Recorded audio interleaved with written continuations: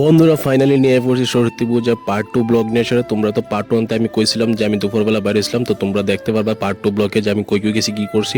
তো ফাইনালি আমরা দুপুরবেলা বাইরে গেছিলাম, তো বাইরে এসে আমরা ভাবতেছিলাম কই যাওয়া যায় কি করা যায়। তো প্ল্যান করেছিলাম আমরা একটা মন্দিরে যাবো, বাট ওইদিকে যাওয়ার মতো পসিবল না। তারপর হঠাৎ করে আমরা প্ল্যান এলো যে একটা পার্ক আছে, পার্কে যাবো, যারা কোনো সময় গেছি না। তারপর আমি পার্কে আই পড়ছি, এসে দেখি খুবই ভিড়, আর আমার টিকিট নিতে দিকে 15-20 মিনিট লেগেছে। তো ফাইনালি টিকিট নিয়ে আমরা এন্ট্রি করছি, আর এন্ট্রি করে দেখি মানে পার্কের ভিতরে যেরকম মানুষ, বাইরেও আর তার থেকে বেশি মানুষ। তো এত মানুষ আমি কোনো সময় দেখছি না যে পার্কের মধ্যে, আর বিশেষ করে সরস্বতী পূজা তো থাকবোই। তারপরে দেখি ফটো টোটো লইয়ে আমরা দেখি কিছু ভিডিও লয়ে এসেছি। তারপরে দেখতে দেখতে দেখি সন্ধ্যা যেতেছে।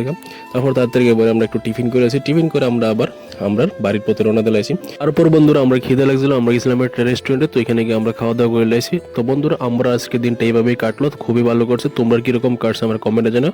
আর বন্ধুরা ভিডিও যদি এতটুকু পর্যন্ত দেখছো তোমরা, তো ভিডিও যদি ভালো লাগে লাইক শেয়ার কমেন্ট আর চ্যানেলটা সাবস্ক্রাইব করে বাইরের পাশে থাকো। তো আজকে দৌড়াতে